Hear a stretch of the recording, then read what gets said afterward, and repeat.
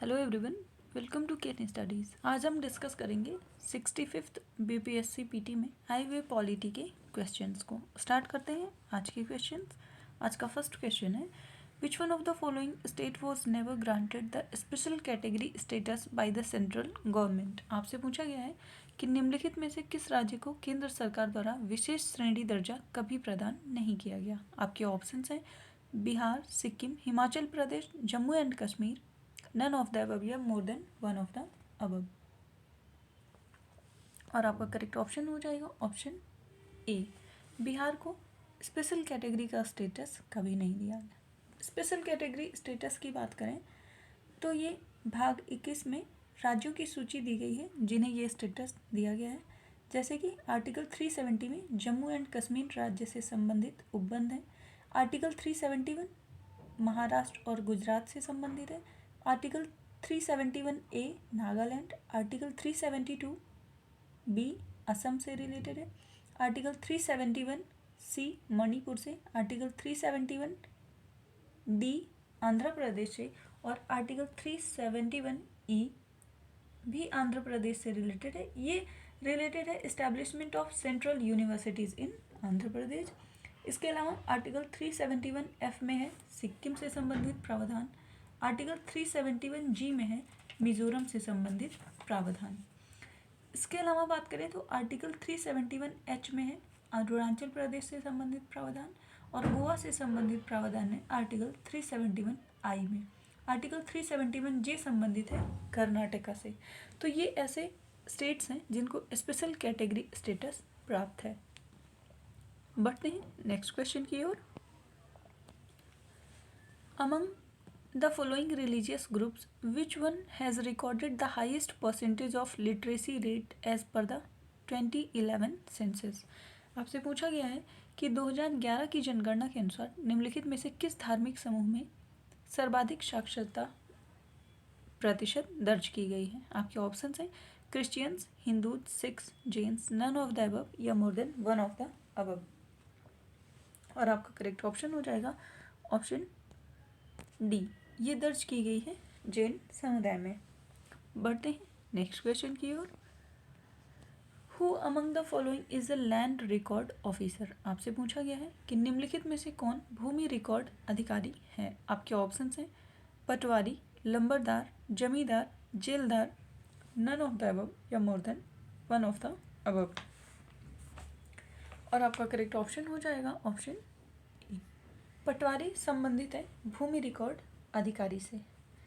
पटवारी या इन्हें लेखपाल कहते हैं, ये भूमि रिकॉर्ड अधिकारी होता है और ये ग्रामीण क्षेत्र में सरकार का प्रशासनिक पद होता है। इनके कार्यों में भूमि सीमांकन, भूमि संबंधी विवाद का निपटारा, विरासत, हैसियत प्रमाण पत्र, जाति, आय और निवास प्रमाण पत्र बनाने का प्रमुख कार्य होता है। बढ़ते हैं नेक्स्ट क्वेश्चन की ओर। Which one of the following characteristic is not true for unitary form of government। आपसे पूछा गया है कि निम्नलिखित विशेषताओं में से केंद्रीय शासन व्यवस्था के लिए कौन सा सही नहीं है। आपके ऑप्शन हैं swift decision, flexible, ideal for large countries या uniformity of laws, none of the above या more than one of the above. आपसे पूछा गया है कि केंद्रीय शासन व्यवस्था किसके लिए सही नहीं है और आपका करेक्ट ऑप्शन हो जाएगा ऑप्शन सी, बड़े देशों के लिए यह आदर्श नहीं है।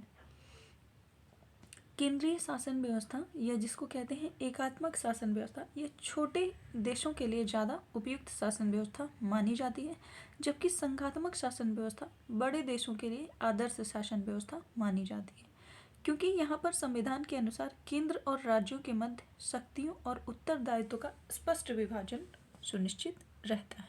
बढ़ते हैं नेक्स्ट क्वेश्चन की ओर। What is the objective of community development programme. आपसे पूछा गया है कि कम्युनिटी डेवलपमेंट प्रोग्राम या जिसको कहते हैं सामुदायिक विकास कार्यक्रम, उसका उद्देश्य क्या है। आपके ऑप्शंस हैं providing educational facilities, improving standards of living, political training, helping villages in planning, none of the above या more than one of the above। और इसमें आपका करेक्ट ऑप्शन हो जाएगा ऑप्शन ई, भारत में सामुदायिक विकास कार्यक्रम की बात करें तो इसकी शुरुआत 1952 में हुई थी। ये एक अमेरिकी अवधारणा है और भारत ने इसे अमेरिका से ग्रहण किया है। इसका मुख्य उद्देश्य होता है ग्रामीण भारत के पुनर्निर्माण के लिए योजना बनाना। और इसके उद्देश्यों की बात करें तो इसमें ग्राम समुदाय की अवधारणा के को समग्र रूप से लागू करना होता है। इसके साथ ही जातिगत, धार्मिक और आर्थिक भेदों को मिटाकर गांव का समग्र विकास करना और जो ग्रामीण लोग होते हैं उनमें आत्मविश्वास और आत्मनिर्भरता सुनिश्चित करना या लोगों को जागरूक करना इसका उद्देश्य होता है। बढ़ते हैं नेक्स्ट क्वेश्चन की ओर। आम आदमी पार्टी इज, आपसे पूछा गया है कि आम आदमी पार्टी क्या है। State party, national party, regional party, registered party, none of the above या more than one of the above. जब ये क्वेश्चन पूछा गया उस समय आम आदमी पार्टी एक स्टेट पार्टी थी, पर वर्तमान समय में वो भारत की 9th नेशनल पार्टी बन गई है। नेशनल पार्टी बनने के लिए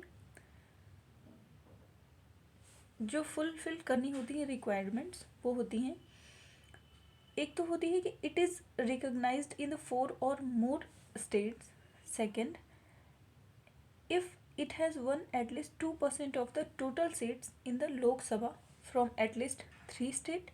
Or third, if its candidates have secured at least 6% of the total valid votes in at least 4 states and the party has at least 4 MPs in the last Lok Sabha election.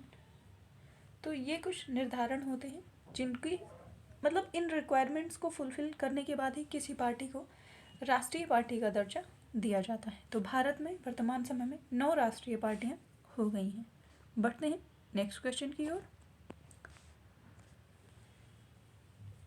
Which one of the following constitutional remedies is also known as postmortem. आपसे पूछा गया है कि निम्नलिखित जो संवैधानिक उपचार हैं उनमें से किसे पोस्टमार्टम कहा जाता है। आपके ऑप्शन है प्रोहिबिशन, मैंडमस, सेड्योरेडी या quo warranto, none of the above या more than one of the above. और आपका करेक्ट ऑप्शन हो जाएगा ऑप्शन सी, सेड्योरेडी। तो अनुच्छेद 32 की बात करें तो उसके तहत उपबंधित जो संवैधानिक उपचारों का अधिकार है वो एक महत्वपूर्ण मूल अधिकार है जिसे डॉक्टर BR अम्बेडकर ने संविधान का हृदय या संविधान की आत्मा कहा है। और इसके अंतर्गत जब किसी व्यक्ति के मूल अधिकार का उल्लंघन होता है तब वह उपचार के लिए उच्च न्यायालय या उच्चतम न्यायालय की शरण ले सकता है। आर्टिकल 32 के तहत 5 रिट जारी करने की शक्ति है सुप्रीम कोर्ट के पास। एक है बंदी प्रत्यक्षीकरण, परमादेश, प्रतिषेध, उत्प्रेषण और अधिकार प्रेक्षण, जिसमें उत्प्रेषण जो है उसे ही पोस्टमार्टम कहा जाता है या इसके लिए पोस्टमार्टम शब्द का प्रयोग किया जाता है क्योंकि इसके अंतर्गत उच्चतम न्यायालय या उच्च न्यायालय अधीनस्थ न्यायालयों में चल रहे मुकदमे के प्रलेख को अपने पास मंगाकर समीक्षा कर सकते हैं। बढ़ते हैं नेक्स्ट क्वेश्चन की ओर। What is the version of machine VVPAT used for voting in India. आपसे पूछा गया है कि भारत में मतदान के लिए प्रयोग की जाने वाली मशीन जो वीवीपैट है उसका संस्करण क्या है। आपके ऑप्शंस हैं M1, M2, M3, M4, none of the above या more than one of the above. और इसका करेक्ट ऑप्शन हो जाएगा ऑप्शन सी, वो वर्जन है M3। वीवीपैट का फुल फॉर्म होता है voter verified paper audit trail, इसे VPR भी कहा जाता है। बढ़ते हैं नेक्स्ट क्वेश्चन की ओर। Which one of the following Indian state has the largest number of members in its state legislature. आपसे पूछा गया है कि निम्नलिखित भारतीय राज्यों में से किसकी राज्य विधानसभा में सदस्यों की संख्या अधिक है। आपके ऑप्शन हैं Arunachal Pradesh, Himachal Pradesh, Manipur, Meghalaya, none of the above या more than one of the above. और आपके करेक्ट ऑप्शन है, आपका करेक्ट ऑप्शन हो जाएगा ऑप्शन बी, हिमाचल प्रदेश। हिमाचल प्रदेश में कुल विधानसभा की सीटें हैं 68, जबकि अरुणाचल प्रदेश की बात करें तो वहाँ पर 60 सीट्स हैं। मणिपुर और मेघालय में भी 60 विधानसभा सीट्स हैं। बढ़ते हैं नेक्स्ट क्वेश्चन की ओर।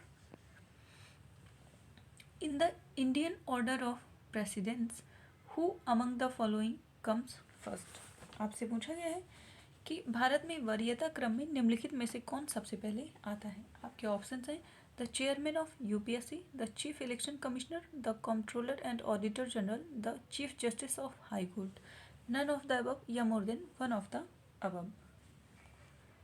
और आपका करेक्ट ऑप्शन हो जाएगा option A, the chairman of UPSC. तो भारत में अगर वरीयता क्रम की बात करें तो सर्वोच्च स्थान होता है राष्ट्रपति का, उसके पश्चात उपराष्ट्रपति, प्रधानमंत्री, राज्यपाल, पूर्व राष्ट्रपति या पूर्व उपराष्ट्रपति, उसके बाद भारत का मुख्य न्यायाधीश, लोकसभा अध्यक्ष का स्थान वरीयता क्रम में आता है। और 9वें स्थान पे आता है उच्चतम न्यायालय के न्यायाधीश तथा जो यूपीएससी के अध्यक्ष होते हैं उनका क्रम आता है। तो इसलिए आपका करेक्ट ऑप्शन हो जाएगा option A, the chairman of UPSC. बढ़ते हैं नेक्स्ट क्वेश्चन की ओर। Which one of the following statement is correct regarding parliamentary form of government. आपसे पूछा गया है कि सरकार की संसदीय व्यवस्था के विषय में कौन सा वक्तव्य सही है। आपके ऑप्शंस हैं the legislature is responsible to judiciary, the legislature is responsible to executive, the legislature and executive are interdependent, the president is responsible to judiciary, none of the above या more than one of the above. और आपका correct option हो जाएगा option E, क्योंकि भारत में संसदीय शासन व्यवस्था को अपनाया गया है और संसदीय प्रणाली में जो विधायिका और कार्यपालिका होती है उसका अलग अलग होना संभव नहीं है। संसदीय शासन प्रणाली उत्तरदायित्व के सिद्धांत के आधार पर काम करती है और सरकार का कोई भी जो अंग होता है वो निरंकुश ना हो जाए, इसलिए संविधान में रोकथाम की व्यवस्था भी की गई है और इसी उद्देश्य से कार्यपालिका को व्यवस्थापिका के प्रति उत्तरदायित्व बनाया गया है। बढ़ते हैं नेक्स्ट क्वेश्चन की ओर। Which of the following was constituted under the Panchayati Raj system. आपसे पूछा गया है कि पंचायती राज निम्नलिखित में से किसका निर्माण पंचायती राज व्यवस्था के तहत हुआ है। आपके ऑप्शन हैं Khap panchayat, caste panchayat, Gram panchayat, Jan panchayat, none of the above या more than one of the above. और आपका करेक्ट ऑप्शन हो जाएगा ऑप्शन सी, ग्राम पंचायतों का गठन किया गया है पंचायती राज व्यवस्था के अंतर्गत। तो बीपीएससी पीटी के एग्जाम्स के लिए प्रीवियस ईयर क्वेश्चंस को आप रिवाइज करते रहें, आर्टिकल्स और समितियां देखते रहें।